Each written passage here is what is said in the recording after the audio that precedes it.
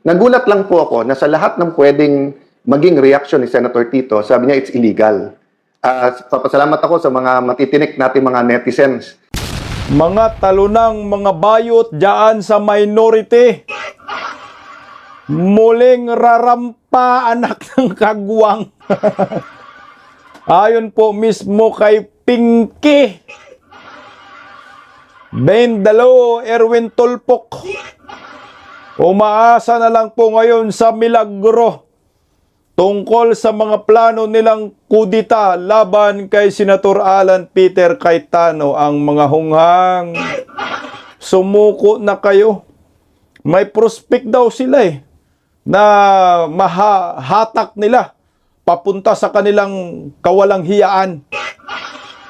Si Chis Escudero daw at saka si Loren Ligarda, yan ang prospect nila. Ina-announce po nila yan sa mga interview nila, sa mga bayad din ng mga hinayupak ng mga media.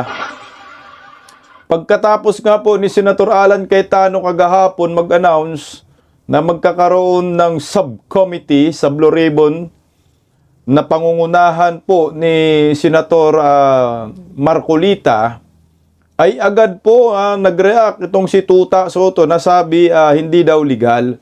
Pero ito, may buwelta si Senator Alan Peter Cayetano kay Tuta Soto, lahat sa minority kasama si Pinky, anak ng kamuti, legal.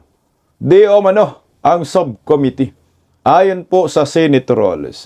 Legal naman talaga na talakay natin Magandang gabi po sa ating lahat. Pa-like po muna, pa-share, pa-subscribe at pakipindot po ang inyong mga notification bell para lagi po kayong updated sa ating mga video. Heto, hindi pa rin po sumusuko ang mga talunang mga bayot nga nasa pangunguna ni Pinky at Tuta Soto sa plano nilang kudita laban po kay Senator Alan Peter Cayetano. Hoy, Laurentis! Wag ganyan. Ito, pakinggan po natin ang balitang ito, narito. Umaasa si Senator Ping Lacson na madaragdagan silang 11 senador sa minority bloc. Sabi ni Lacson, sana raw matauhan ng mga senador sa mayorya. Kasunod naman nangyari sa Senado kamakailan. Sa isang Facebook Live, sinabi naman ni Senate President Alan Peter Cayetano na tinatakot ang ilan sa majority senators, kabilang ang pagkasampa ng kaso. Ngayon lang daw kasi nangyari na ang mayorya ng Senado ay hindi sunod-sunuran sa Malacanang. Posible anyang maglabas ang kanyang mga kasamahan sa mayorya ng ebidensya ng pananakot sa kanila. Sa isang panayam, iginiit ng Pangulo na lumabas ang mga aligasyon laban sa mga senador habang iniimbestigahan ng Blue Ribbon Committee ang flood control projects. Lolo ka, Baki! Gusto na natin yan, nakabuwisit. Ayan na nga umaasa daw, umaasa si Pinky na mayroong tatawid sa kanila. Matauhan daw yung 13, anak ng kagwang 13 ba matauhan? Natauhan na po yung 13 na kayo po ay nanggugulo dyan sa Senado. Alam mo itong mga to, itong mga bayot na to, sila talaga yung nanggugulo dyan dahil hindi nila matanggap na bigla silang nakudita dahil kay Bato. Nabulaga sila dun na, bulaga! 1,000, isang tuwa, buong bansa, bulaga. Puta, nadama yung Senado. Na magbulagaan. Hindi nila matanggap. No, hindi nga ho sila nagsumiti ng mga miyembro nila diyan sa minority para magiging miyembro din ng mga komite.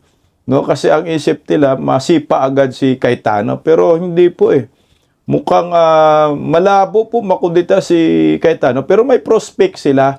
Itong si Loren daw at saka si Chis Escudero. Pero bago yan, ang sabi kasi ni Pinky, ito po yung buod na sinabi ni Pinky. Sabi ni Pinky dyan, lahat may posibilidad, dalawa lang.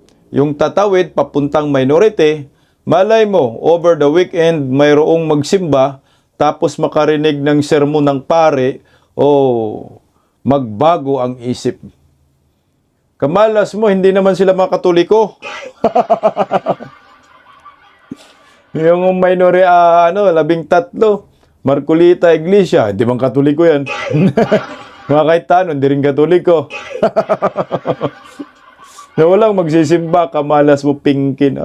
Wala, hindi sila makamove on. No? Ito yung maliwanag na salita dyan. Hindi sila nakamove on until now.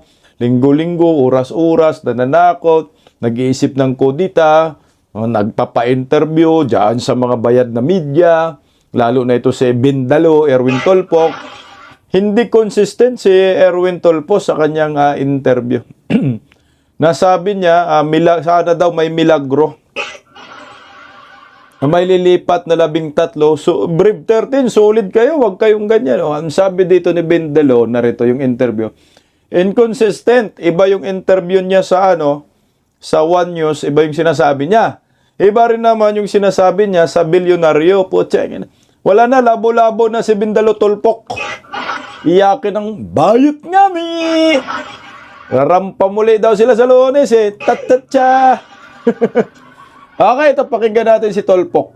Pero Senator, kung sakasakaling sabi ni Senator Lacson, ang remedyo daw dyan, palitan yung Senate President Buhay pa ba yun, yung leadership change? Is there still a possibility sa ngayon?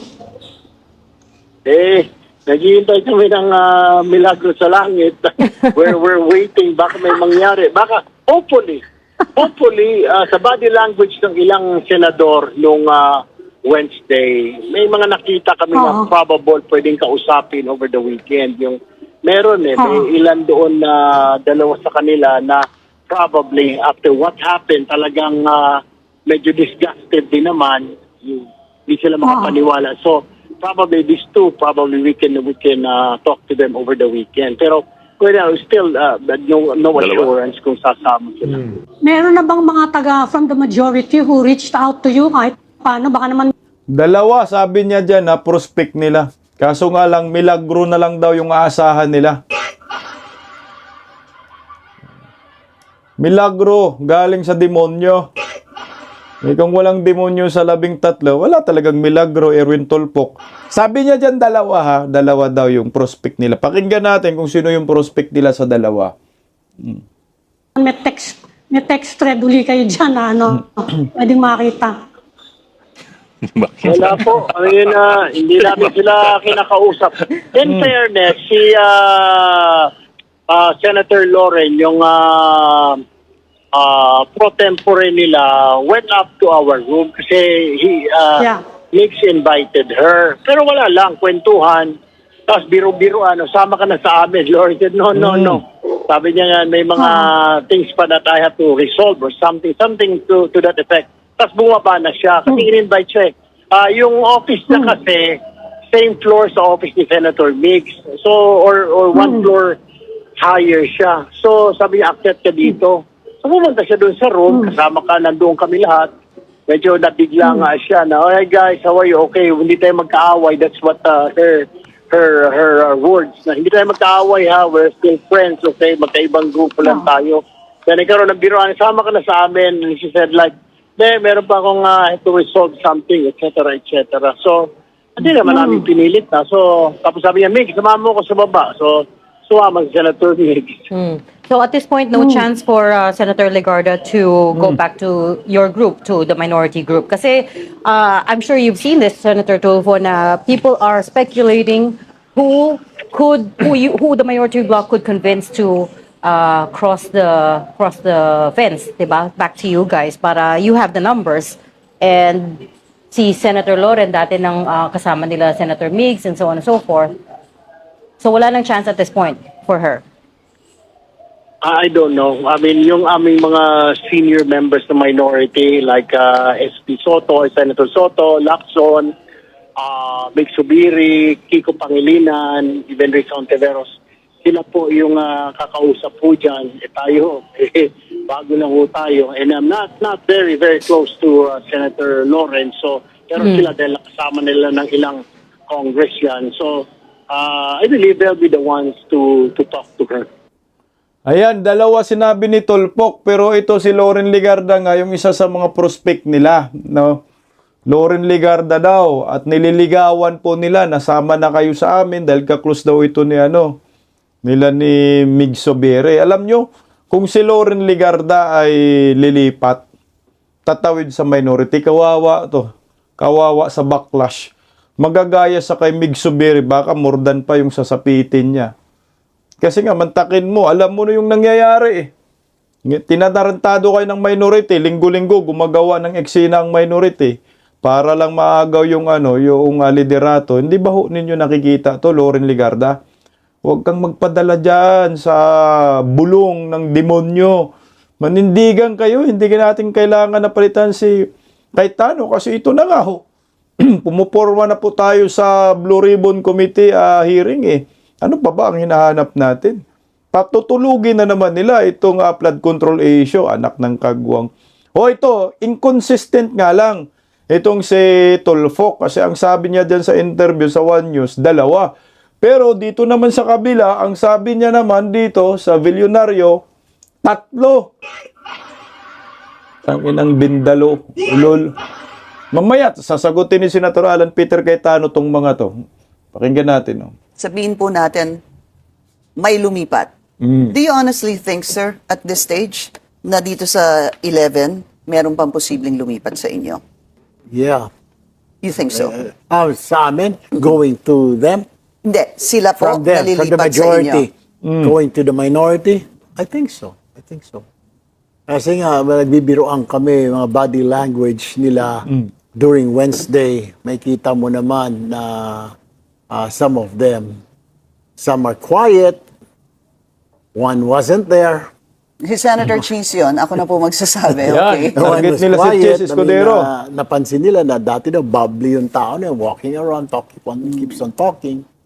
And then the other one is like, well, listening lang. So, nakikita mo actually three people. So, O, nakikita 3 naman nila dito. na pwedeng kausapin. So, I really don't You know. see. Body So- language nila. So yung body language si Senator Loren, Could that's be, still a could be. likelihood. Senator Cheese? Because Senator Loren, she has a lot of friends. I mean, both sides naman eh. Barkada niya sila Senator Mig Migs. Zubiri, di ba? Very close siya dyan. Senator Win Gatchalian, Senator JV. Nakakausap niya yan, mga yan. And so is Chis Escudero. Senator Chis is a barkada of Senator JV and Senator Win. And my brother, Rafi, barkada niya yan. Talagang puposible talaga si Chis Escudero para sa akin ha. Tahimik kasi si Chis Escudero, hindi siya active sa grupo ng majority. Pero Chis Escudero, tandaan mo, yung sasamahan mo, yun ang gago sa'yo. Pinalitan ka sa pagiging Senate President. Tapos sasama ka kay Tuta Soto, ay, anak ng kamote naman talaga. Manindigan ka, Chis Escudero, huwag kang magpadala dyan. Kasi tahimik lang si Chis. So ngayon, yung pinaka-prospect talaga nila ng Tuta 11, itong 2, Chis Escudero, Loren Legarda. Alam mo, Loren Legarda, tandaan mo yung sinasabi ni Camille Villar sa'yo. Kung sino yung kakalas sa inyong 13, mas masahol pa kay Judas. Yung sinabi kasi ni Erwin Tolfo na kaibigan nila si Loren Legarda. Napansin na rin po natin, nakuna ng media yan Nakuna ng media, narito po yung video na sila ni Sobere at saka si Loren Legarda naghawa kamay. Ito. Ayan. Sen, kumusta po kayo? Matapos po yung pag-walkout po ninyo kanina. Holding hands po kami. Alam mo, we agree to disagree. But this is my tita ganda. Pero sir, Nako, ito na nga ho yung nangyayari, no? Nako, Leandro Leveste, payuhan mo yung nanay mo. Nako naman talaga, Nagagamit pa yung pag-walk out nila para makapanggulo at makapag-recruit at nananakot pa. Ako sa akin napaka-imposible naman ikaw, Loren Legarda, ginagago yung anak mo, sasama ka sa grupo ng, hindi naman yan Tuta 11, Bangag 11 yan Mga senador yan ni Bangag, lalo na yung Chis Escudero. Itong si Migs, wala na, backlash ang hinayupak, inabot ewan ko lang, kay Loren Legarda, talagang mamarkahan kayo na Judas. Kasi yung sinabi ni Camille, matindi yun na mas masahol pa sa Judas yung kakala sa Solid 13. Nako, kawawa iyak to. Sana hindi madala ng bula-bula ni Erwin Tulfo at saka ni Tuta Soto, kasi sabi pa naman ni Panfilo Lacson, magmamarcha daw sila. Ito. Oh. Sabi ni Pinky Lacson, kagahapon po yan sa ang balita ngayon, Ping, nagbabala na maaring maulit muli ang kanilang pagrampa palabas ng plenaryo. Utangin ang mga bayot. Mga talunan, huwag na kayong bumalik sa Lunes, mag-walk out na kayo forever. Sabi ni Ping Lacson dyan, hindi nila maaaring ipilit ang pagpapatibay ng resolusyon sa plenaryo kung walang quorum. Gagawin namin ang parehong hakbang, iiwan ang minority leader at uulitin ang nangyayari noong nakaraang Martes. Bayot nga ni... Ay puta, di puta, manggid niya. Mag-walk out kayo forever. Bayot man, di marunong makipagdebate. Nagiging sundalong kanin na rin tong si Ping Lacson, pulis na kanin. Mana-mana lang sila ni Trillanes. Alam mo, Ping Lacson, wag mo nang sirain pa masyado yung pagiging senador mo dahil sira na. Magtakin mo, mananakot ka sa majority na mag-walk out kami. Parang, putang ina, ikaw ba ang majority? Minority kayo. Wala kayong magawa. Tingnan mo, Loren Legarda at Chis Escudero, sasama ba kayo dito mag-walk out? Puta, nakakahiya, bakla sabutin ninyo dyan. Ikaw, Loren Legarda, nagiging presiding officer ka that time. Nag-walk out sila. Okay sa'yo na mag-walk out muli itong mga animal na mga bayot na ito. Itong mga tulunang minority, malitagang. Huwag ganyan. Hindi maganda ho yan. Anyway, choice nila yan kung mag-walk out sila. Alam nyo, hindi naman nyo yan nakaka-epekto. Walang negative na epekto yan sa mga majority. Yung pag-walk out nila ay magiging negative yan sa kanila, hindi sa majority. Yan ang maliwanag dyan. Mga iyakin kayo ang tawag sa inyo. Kasi kung meron kang mabigat na argumento, siguro ilaban mo dyan sa plenaryo, sa session. Hindi mo kailangan mag-walk out. Ang mga nag-walk out, bayot lang. Bayot ka, Pinky. So, ganyan gagawin nila. Lagi na lang ganun. Paulit-ulit, walk out dito, walk out doon. Kasi nga, alam nila talo sila sa botohan. Wala silang numero. Walk out na lang natin to, anak ng kagwang. Wala, talo tayo kay Marcolita. Magaling masyado tong senador na to Tumaas yung level ng pagka-senador Sasabihan na naman tayo ni Marcolita, wala tayong mga legal background. Walk out na lang tayo. Pag mag-walk out kayo muli sa Lunes, putya, dapat wag na kayong bumalik sa Senado. Habang buhay na po kayong mag-walk out dahil hindi na po yan maganda sa institusyon ng Senado. Kayo po ang nagpapagulo ng Senado. Hindi naman talaga kailangan mag-walk out. Kung merong pinag-uusapan na resolusyon patungkol dyan sa Senado, ano ba ang kailangan dyan?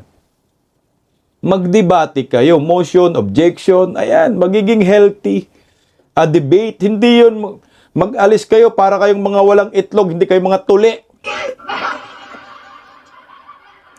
Tama, hindi kayo mga tuli.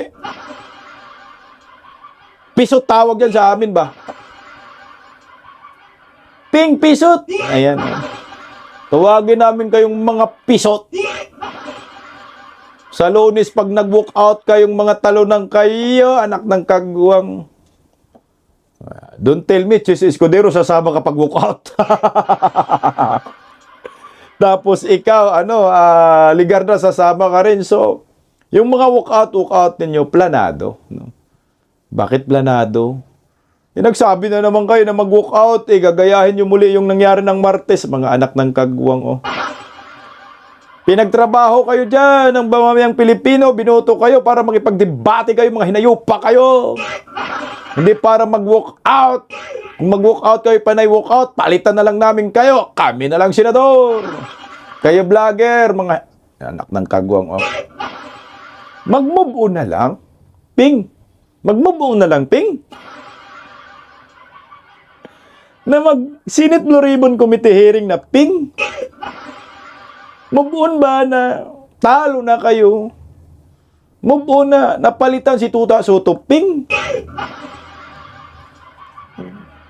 Kaya rin, masisira rin yung make-up mo. Yung piloka mo. Ayan na ang mahirap dito sa mga minority eh. Hindi nakaka-move on until now. Gusto pa rin talaga nila ng gulo. Alam mo, mga komunista style yan eh, walk out. Di ba dyan sa UP Diliman, yung mga scholar ng bayan, mga aktivista, yan, mga komunistang estilo. Mag-walk out sa klase. Anak ng kagwang, pinag-aral kayo ng gobyerno, mag-walk out kayo. Ito naman sa mga senador, sinasahuran kayo ng taong bayan, taxpayer, mag-walk out kayo, amin na sahod nyo. Magkatai-tai na nga kami sa pagbablog dito eh. Nagkakanda, lapait na nga ho kami sa paghanap buhay. Mga nagbibinta ng taho, araw-araw nagpapaaraw para, papaaraw nga, oo nga. Oh. Nagpupuyat para lamang may pampasahod sa inyo. Putsang ina, pagdating dyan sa Senado, mag-walk out lang. Ng klase kayong mga senador. Kaya sabi ng dating commissioner ni Tatay Digong, yung Presidential Anti-Corruption Commission, mag-walk out kayo. Mag-walk out kayo. Laban sa mga minority. Oo nga, mag-walk out na lang kayo sa forever. Mag-move on na. Ito, pakinggan natin yung sinasabi ni Bill Hica. Move on. Yun nakakalungkot ang nangyayari dahil obviously merong kumpas na sinusunod ang right now the minority bloc. Yung patuloy na pagtatakip sa mga dapat imbestigahan. Ang tagal nilang hawak ang Blue Ribbon Committee, pero nakita natin na imbes na ituloy yung mapinpoint na yung mga masterminds kung saan pumunta ang investigation para pagtakpan yung mga may sala. Ang dami na itinuro ni Zaldico ng ni Gutesa, ni 18 soldiers. Hindi sila na-imbestigahan kung saan umikot. So ngayon, nakita rin natin na magkaroon ng mabigla sila, magkaroon ng palitan. Ngayon naman, nagmamaktol sila na parang bata na parang hindi makaget over dun sa proseso ng demokrasya. Na kung sino mas marami, yun talaga ang nasusunod, yung majority bloc. Tapos nakita natin yung kanilang pag-walk out. Parang mga bata. Nagmamaktol. Dagdagan natin, Attorney Greco Belica. Parang mga bayot na bata. Bayot nga ni! Nag-walk out Na imbis na sana debatihin sa floor at sa plenaryo upang maintindihan ng publiko at mapagana ang demokrasya na ibinigay sa ating lahat. At maintindihan ng publiko ang kanilang side. At binisidean po nila na walk outan nung makita nila natatalunin po sila sa boto. And then paglabas nila, ang tawag nila sa kanilang walk out, biglang prinsipyo. Pero noong ang pinipuwersa daw sila, tyranny of the majority daw. Pero ang tanong ko, bakit noong sila ang pumipilit dun sa gusto nila by walking out, prinsipyo ang tawag. Noong magbobotohan, ang sinasabi ng majority, tyranny. Magbobotohan, magdidiskusyon, ang tawag nila tyranny of majority. Paano naging tyranny ang botohan? Paano naging tyranny kung nagdidebate? Paano naging tyranny kung wala namang binaviolate na batas, rules at pinag-uusapan? So merong nakikita mo na pagpabor sa kanila, okay lang sa kanila. Okay lang sila mamuwersa, mag-walk out sila para wala kayong quorum. Pero pag sila ang ginamitan mo ng boto, diskusyon at alam na hindi sila manalo, walk out para walang quorum. So yan ang nakakahiya at nakakainis na sitwasyon natin ngayon. Simple lang naman na pinagtalunan Pwede ba ang mga senador, membro ng Senado, mag-participate through electronic means or Zoom or whatever technology na available ngayon. Bakit hindi? Buong mundo is doing Zoom. The businesses are conducted through Zoom. It was done here during the pandemic. It is done in different countries in the world. Canada, Spain, the United Kingdom are doing it. Chile is doing it. The United States are doing it. Tayo, dito, ang mga korte natin nag-hold ng mga online hearings. So pwede. Para lang makaparticipate si Bato or kung sino man na malayo. Hindi lang man para kay Bato pero kung sino man ang malayo. Bakit bawal yon? Wala ako maisip na iba. Maliban sa gusto nila sila ang may control. Dahil pagka walang 13 ang majority, hindi sila makabubuo ng quorum. So, they want to control the Senate. Hindi man lang mapalitan ang Senate President at ang Senate leadership, pero i-control naman nila ang pag-submission ng reports, ang bills, ang resolutions, at hindi gagawin nilang ineffective ang Senate leadership. Kaya nakikita na natin ngayon, gaya ng sinabi ko nung nakaralinggo, abangan ninyo, isa-isa ng kakasuhan ng majority block. Ngayon, nakita nga natin na ang kakasuhan na, ay kinasuhan na si Jinggoy, tapos sunod-sunod na po yan, si Joel, si Cheese, lahat na po yan, si Senator Marcoleta, ay kakasuhan na rin. Opo, at sa tingin nyo po, hindi ito nataon lang or itinaon po, Greco? Sir Greco? Opo, hindi. Palagay ko, naniniwala ako at parehas ang opinion namin ni Senator Dante Marcoleta. I think this was premeditated. I mean, obviously, it was premeditated na, and we can expect, gaya na sinabi ni Senator Lacson, na ito, for 2 years, ganito ang gagawin nila, walkout ng walkout, walkout ng walkout. Bakit? Yun ang tanong, bakit hindi nila hayaan ang isang malayang diskusyon at pagdidebate sa Senado? Yun nga ang point ng Senado. Kaya nga po ang ating payo sa ating mga senador, sana magkaisa kayo na maging independent, protecting the interest of the people, both the majority and the minority. Wag silang magpakontrol sa politiko. Hanapin nila ang katotohanan at bumoto sila ayon sa sinasabi ng batas at ayon sa totoo, sa kanilang konsensya. Hindi yung meron silang mga pinagtatakpan. Bakit ba nila ayaw pag-usapan ang ayaw nila masunod ang gusto ng majority, which is obviously holding accountable mga talagang nagnakaw sa flood control scandal. Bakit? Dahil ba merong mga pangalan at senador at mga kongresista at mga executive officials na mababanggit at may expose doon, di lalong maganda. Pero kung ganyan ang trato ng Senado, di ako po ay nananawagan na mag-imbestiga na lang tayo lahat ng salin ng lahat ng mga opisyal, senador, congressman, presidente, vice president, lahat ng opisyal, magbukas na lang at hingin natin na ibigay nila sa publiko ang kanilang mga salin. 10 years para ating bulat-latin at tingnan kung sino talaga ang tapat at hindi nagpayaman sa pwesto. Gusto ko po dumugtong doon sa sinabi ni Greco na tyranny. Pag majority kasi, ang ayan, sa grupo nila ni Cayetano, tyranny tawag daw doon, pinipilit daw sila, binamadali yung resolution, kaya tawag nila tyranny. Pero may sagot dyan si Senator Alan Peter Cayetano. Hindi po tyranny ng majority yan, kundi tyranny ni Hontiveros, tyranny ni Tolpok, tyranny ni Pinky, tyranny ni Tuta Soto, tyranny ni Migsubere. Basta mga tira nila. Yun yung ibig sabihin ng tyranny. Pabor ako dito sa sinabi ni Greco, mag-move on na lang. Bakit ayaw ba nating gawing healthy ang pagdedebate dyan sa Senado? Imbis na mag-walk out ka, makipagdebate ka. Medyo maganda yung ni Greco, sabi niya na gawin nila ito paulit-ulit, gawin nila paulit-ulit ang pag-walk out para lamang ipakita nila sa mga Pilipino na si Senator Alan Peter Cayetano ay ineffective leader, Senate President. Bakit? Kasi pag mag-walk out sila, walang quorum, so walang mapag-usapan mga bills. So walang maipapasa na mga panukala. So magiging ineffective nga. Pero sana lawakan natin. Nagiging effective yan si Senator Alan Peter Cayetano dahil sa mga talunang mga bayot na mga miyembro ng minority. Bayot nga ni, magrampa. Kagaya ni Pinky. Mga bayot, gid. Pati si Subiri, bayot. Bagay na, no?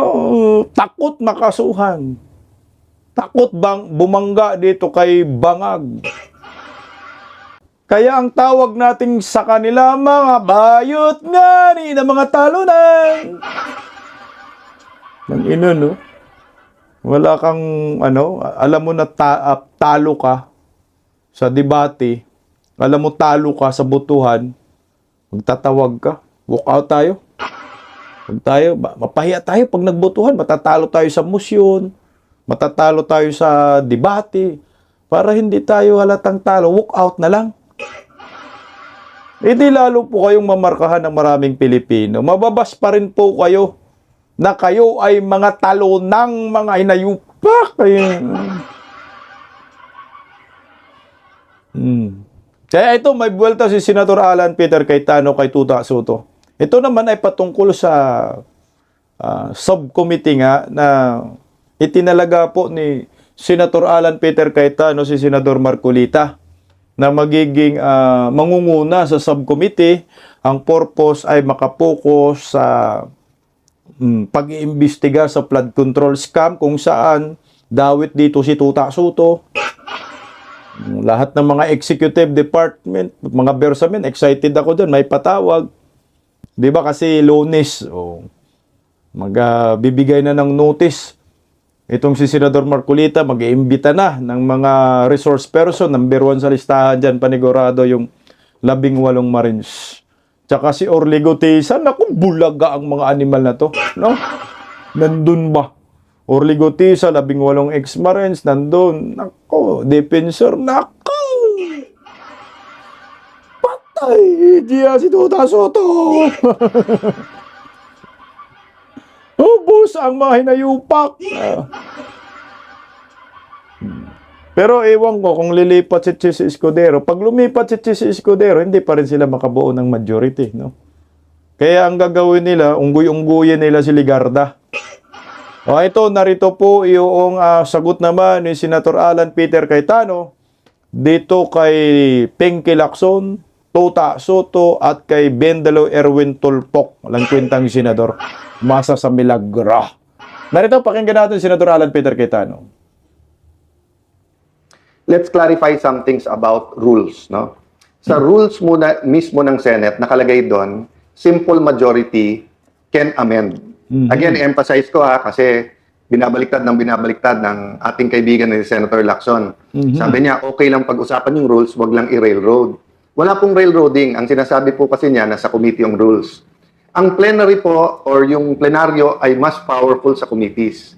Ang mga committees, parang bowl po yan. Pwede mo ilagay dyan, tapos i-process sa bowl, or pwede mong tanggalin, ilipat sa bowl, or dalin sa plenary. Ang rule po ng Senate, hindi po kailangan dumaan ng katulad po ng pinagdadaanan ng bills. Kasi ang bills po nasa Constitution, may first, second, third reading. So we were not violating any rule, and in fact, May 11 pa nag-start yan. So saan nagsasabing nagmamadali kami? May 11 pa yan eh. So sabi nila, Monday na lang. Bakit? Kasi po, iilan lang sila nandun during that Tuesday night. But the point is, we were ready to defend and talk about the proposal. Ang dami na po lumabas na hindi totoo. For example, for any reason, pwede mag-online. Hindi po. Ang nakalagay po dun sa proposal, justifiable reason. And the Senate President still has to consult the Majority Leader and Minority Leader case-per-case basis. So, hindi po to blanket na anytime for any reason, pwede ka na mag-online. Ito nga po yung black propaganda ng mga ubob. Kagaya ni Erwin Tulfok. Sabi, kami sinasahuran kami ng mga taxpayer. Tangina, naganap pa ng kakampi, mga taxpayer. Para pumasok, mag-online na lang. Hindi pwede. Sabi pa niya. Samantala yung mga construction worker nagpapainit. Araw-araw pumapasok, nagbabayad ng buwis.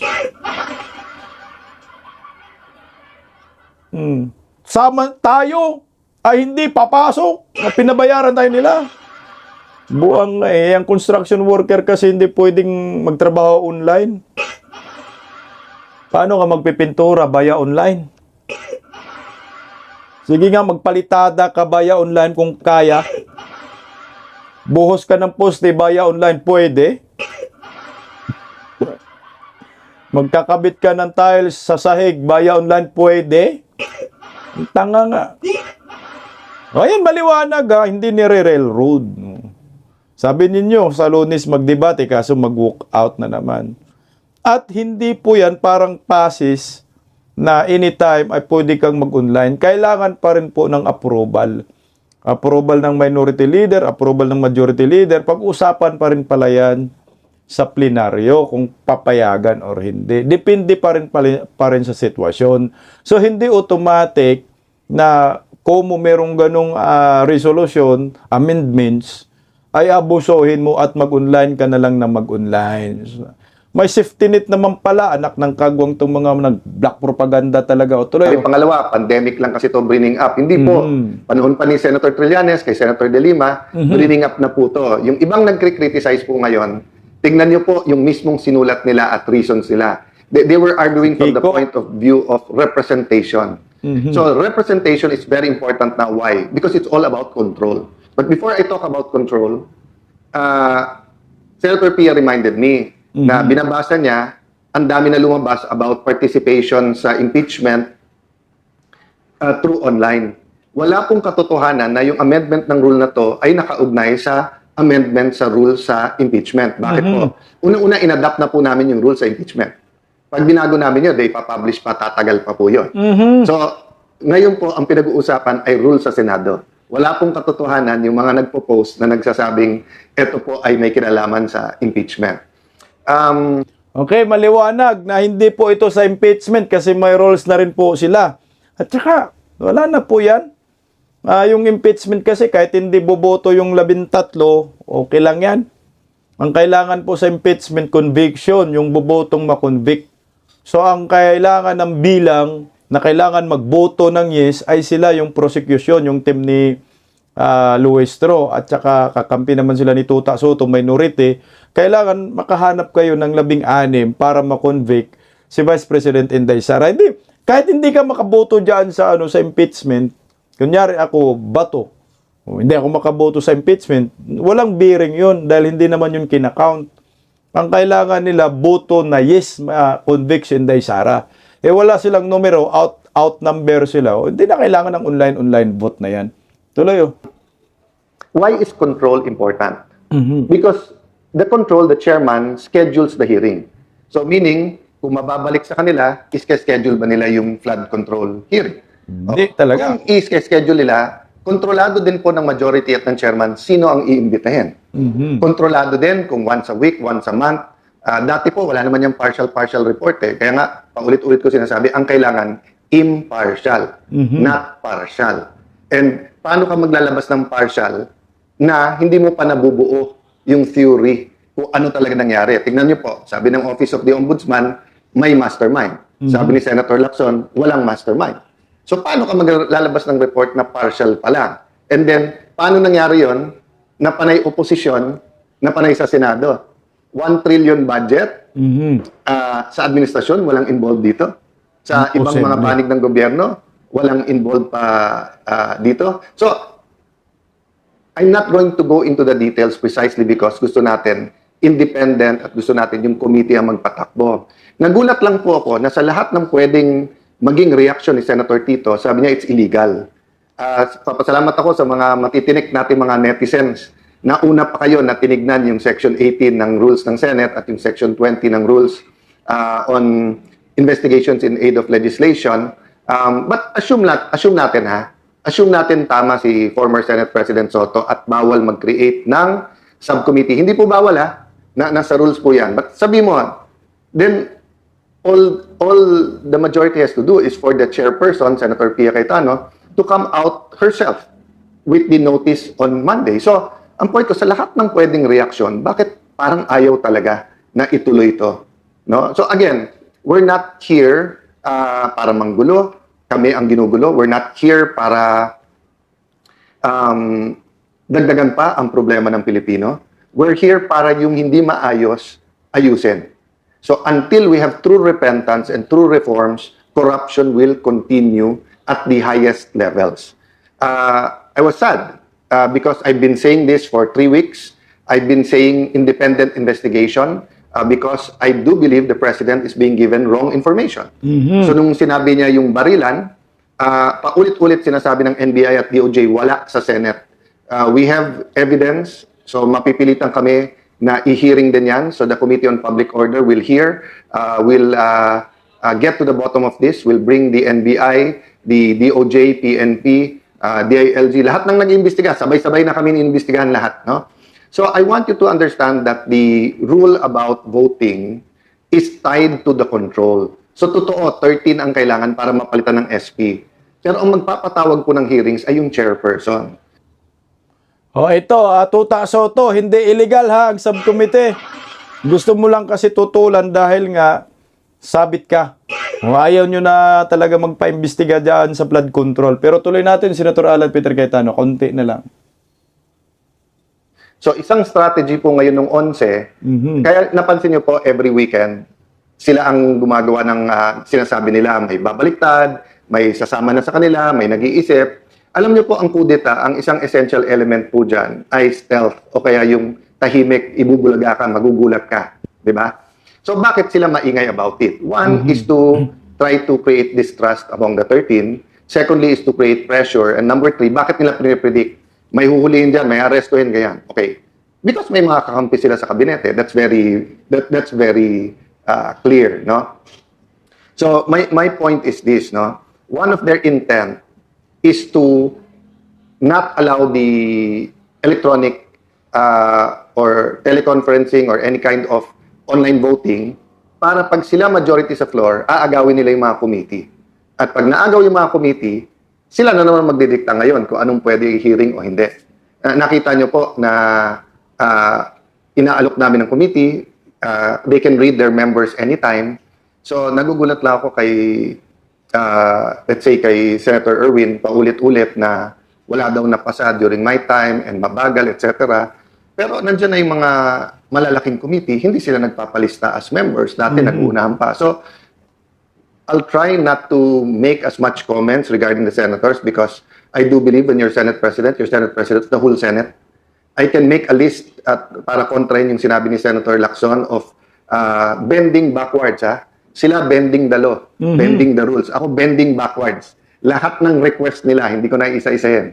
Basta't kaya, ginagawa. Sa impeachment po, consensus. I did not dictate anything and maayos na lahat yan. So again, I want to emphasize the priorities of this majority. No? One is the soul of the nation, so good governance. Okay? Kasama po dun sa good governance, hindi lang yung accountability, which is the committee hearings and the impeachment. Kasama din po dyan yung mga legislation that goes into the real numbers o yung economics para hindi gutom ang ating mga kababayan, para walang temptation for crimes and for corruption. Diba? So kasama sa good governance, accountability, blue ribbon, kasama din po dyan yung impeachment, no? Then, as I said, kasama din po dyan yung real numbers. So, many other things will come up. There are administrative things. But as you see, no? Sabi nga nila, no, they're throwing everything, including the kitchen sink at you. No, they're even the kitchen. Tinatapon na sa amin. Anything they can think of, kaso daw. So, guys, what can you do? One, pray for us. Pray for the nation. Two, tutukan. Res ipsa loquitur, the thing speaks for itself. Read between the lines. Anyone can speak. Pero tignan nyo kung sino nagsasabi ng totoo. Tragis, no? Matatalo ka talaga ni Cayetano. Ikaw, Tuta Soto, no? Erwin Tulto, yung mga nagtatantram, Pinky, sino pa ba? Kiko. Pagdating talaga sa debate, matatalo sila ni Cayetano para sa akin. Kasi si Cayetano, relax lang eh. Hindi man lang yan, parang nasaktan, di ba? Hindi man lang na-high blood. Pero si Tulfo, Kiko, lalabas na nga ng mata ni Kiko eh. Tsaka si Erwin Tulfo, may ngiwi na yung panga eh.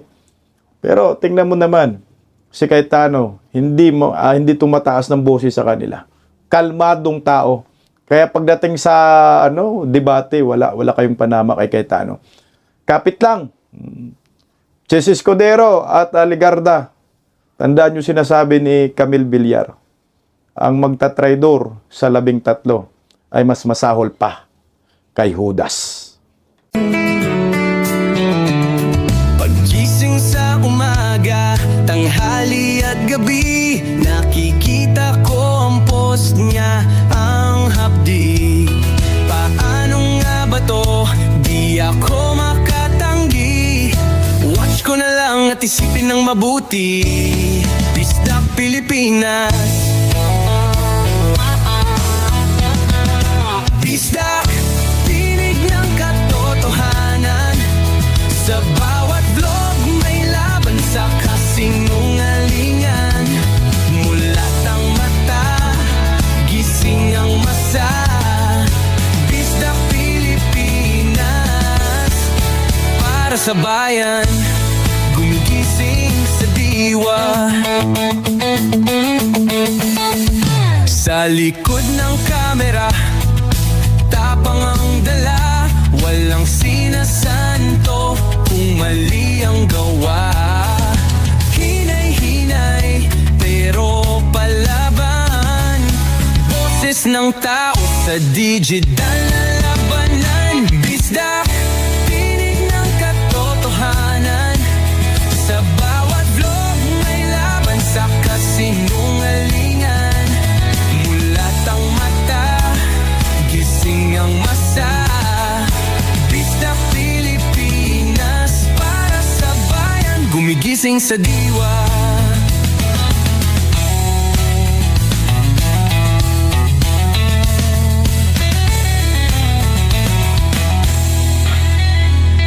Hindi artista, hindi politiko, pero ang katotohanan, sigaw niya ay buo.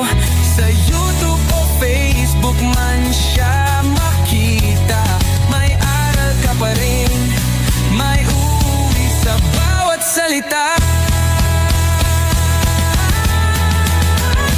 Bisdak, gising sa katotohanan, di lang kwento, kundi panawagan. Sa bawat Pilipinong naghahanap ng liwanag. Bisdak Pilipinas, kasama sa pagbangon ng bayan. Bisdak Pilipinas, boses ng masa, gising ang diwa. Sa vlog mo, may pag-asa.